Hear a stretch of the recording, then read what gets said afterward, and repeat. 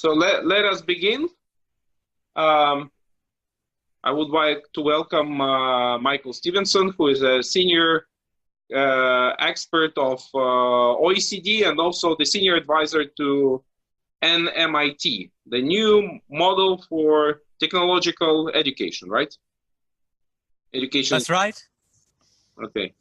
So, Michael, maybe you would share, first of all, this is like a big dream for UK education, which is actually the idea that you are bringing a totally new model, or maybe not a totally new, but really a dramatically different from what it's been maybe in last 40, 50 years, a really revolutionary model into UK education.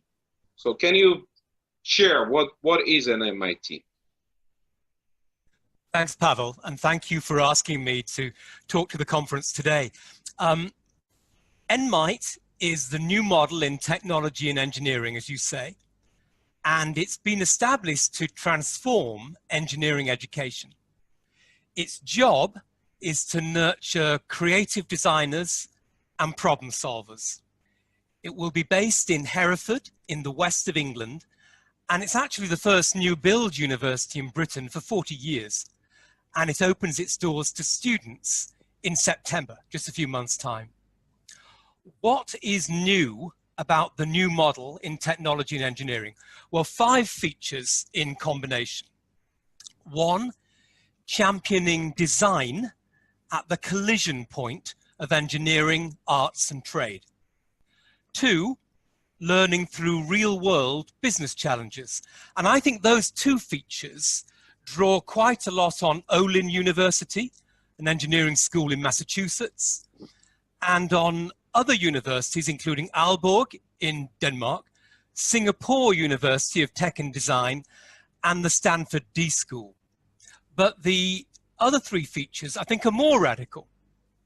So 3, no STEM qualifications required to gain entry. 4, no written exams, portfolio assessments. And 5, a talent and innovation ecosystem. And it's that ecosystem I want to talk to you about now. So NMITE is a national institution looking to address national and global challenges with employers, communities, and a range of partners. But it's also a local institution. So it sees a unique opportunity to catalyze productivity and growth in Hereford and Herefordshire, the county in which Herefordshire is the county town. And at the core of this vision is teaching and learning. It's going to develop a talent and innovation ecosystem to shape and retain local schools. What's the problem? Well, in Herefordshire, students typically leave after school and they don't come back. And for many of those who stay, there are very few pathways into sustainable employment. As a result, skills gaps at every level, especially for technical and managerial roles. And these gaps are a real threat to ambitious regeneration plans in environmental technology, in agri-technology, in health, and in cybersecurity. So NMITE wants to develop the people to realize those local plans. And to do it, it's going to pioneer a new model of learning. It will then scale that model across the local community, and it will orchestrate activities to increase jobs, skills, and innovation. And I'll say a little about each of those 3 things that it's going to do. So the learning model first.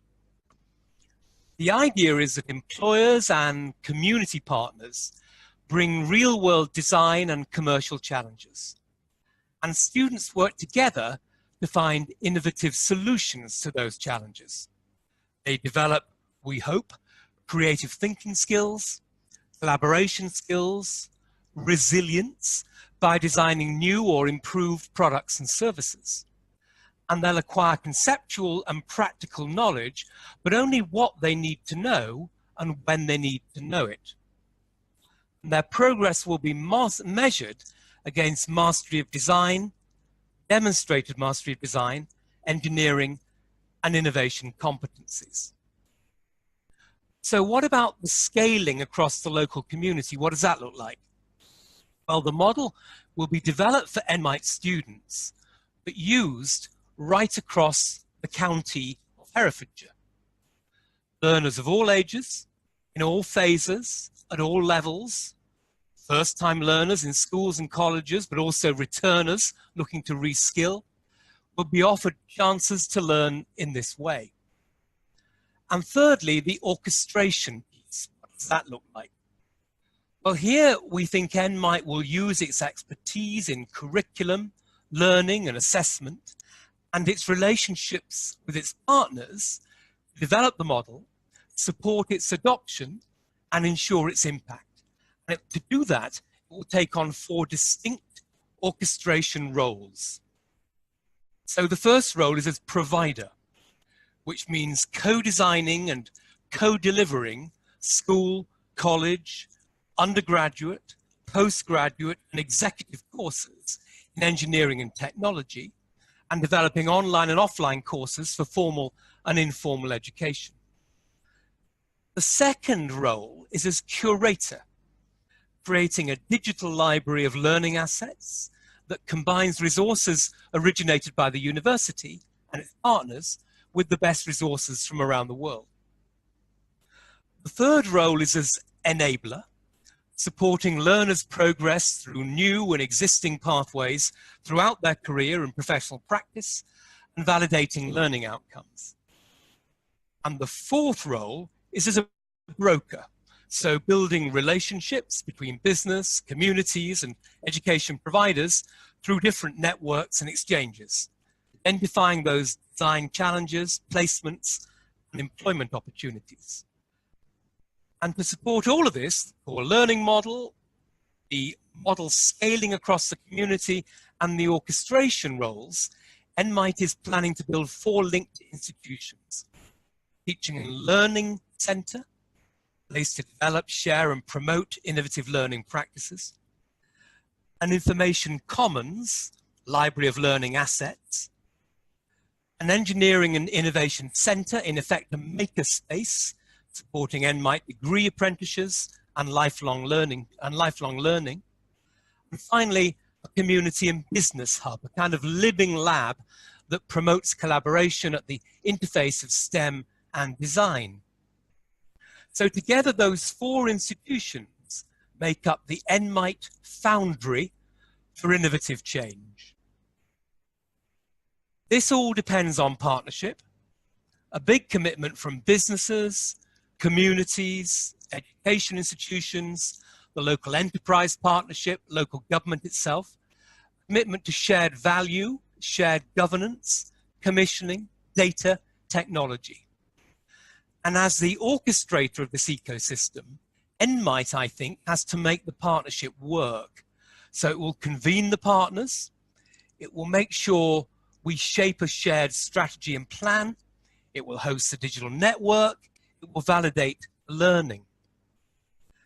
And so to metrics, how do we measure the success of this talent and innovation ecosystem? Success in what?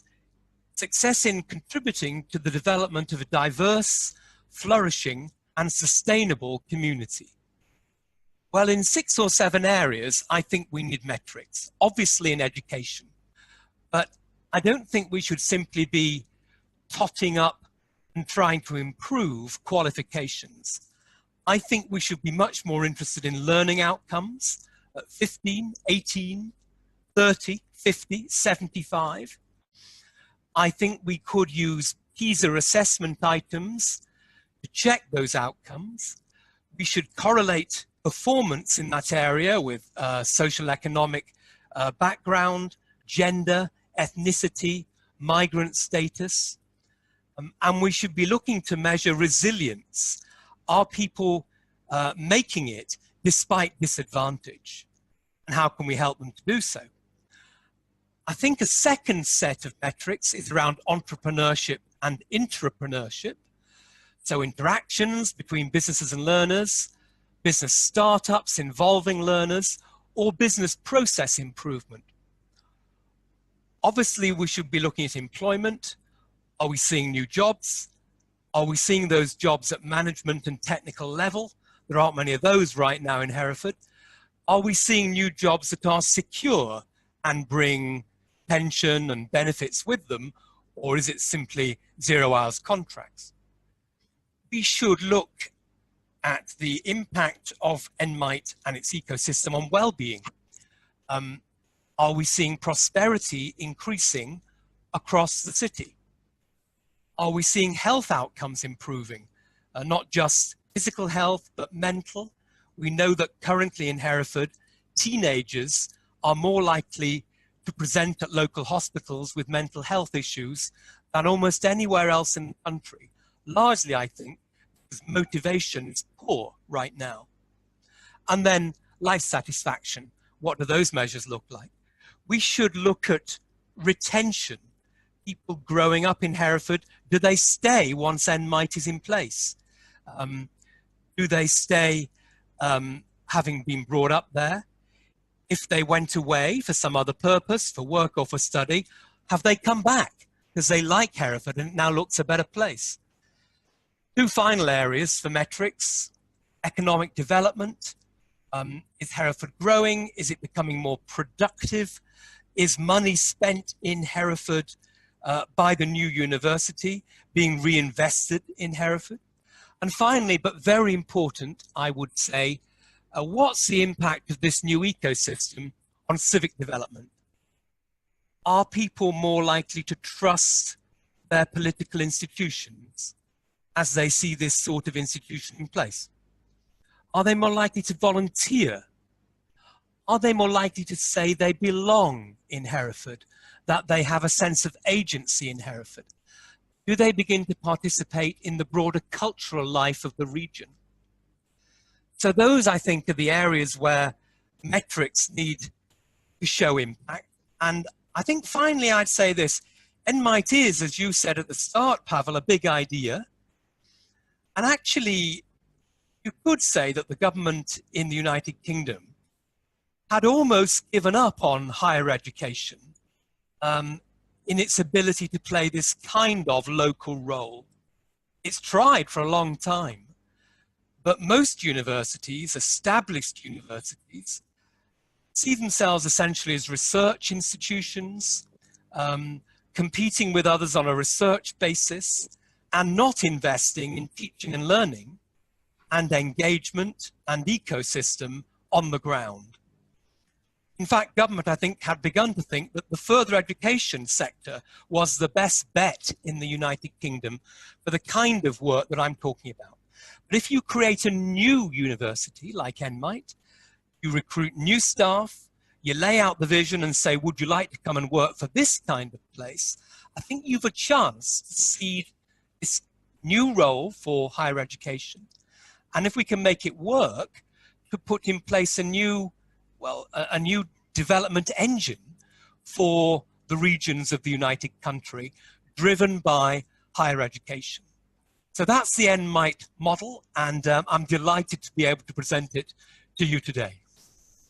Thank you very much, Michael. It's really exciting, and it's extremely comprehensive vision. So what I find really inspiring in this vision is the immediate connection between the local situation, the local economy, local challenges, global challenges, and the role that this kind of institution can play to address both.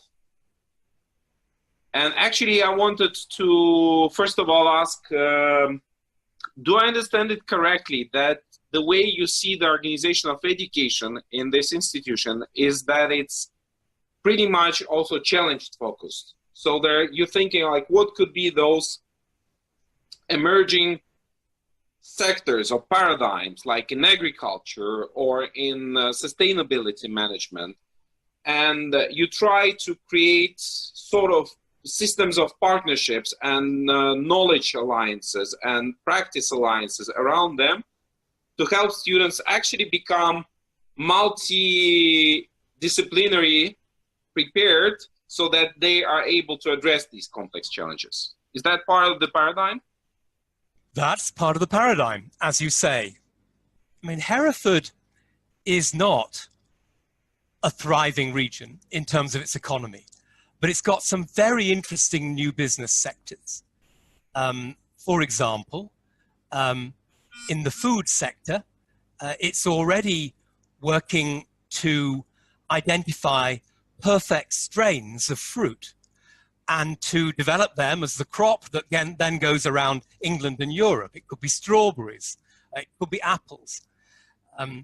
It's already got a remarkable depth in technical skills, because some of our armed forces are quartered around Hereford. They've been out to the Middle East over the last 10 or 15 years. They've come back with skills that they now want to put to work for a sustainable community.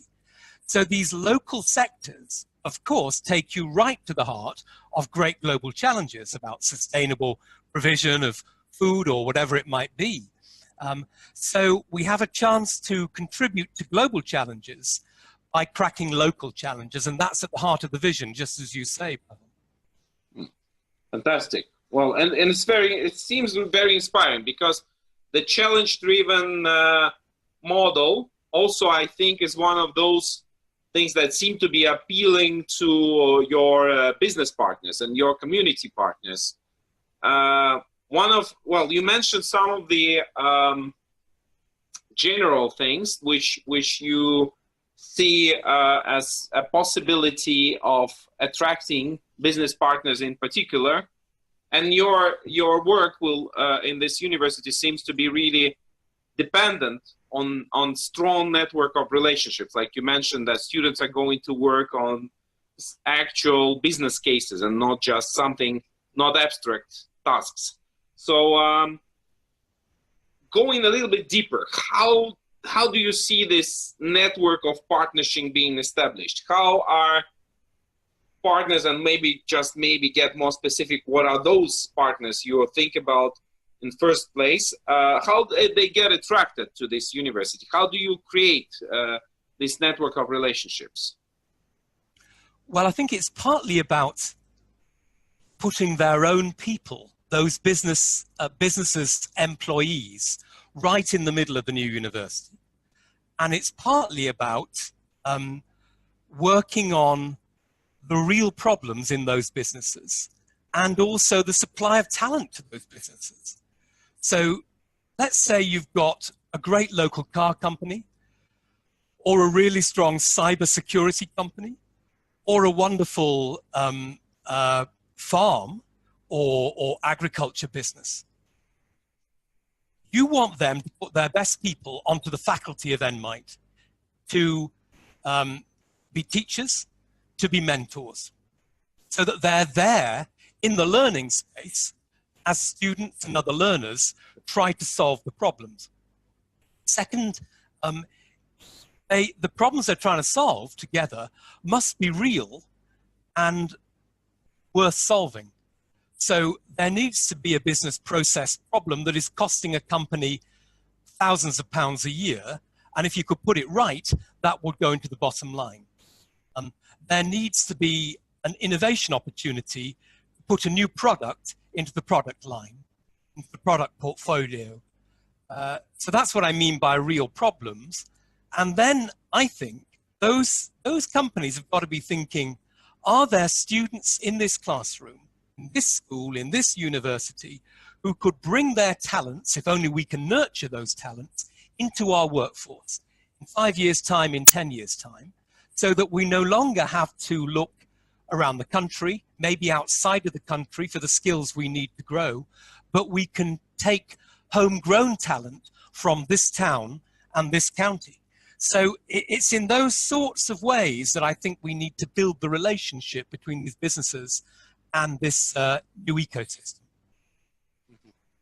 And just kind of an immediate side question: do you think in the turbulent economy that we have currently, where many business sectors come and disappear within literally a decade, do you think this kind of long-term relationship is still possible between business and universities? Well, that's to be seen. I agree that business is changing, rapid churn.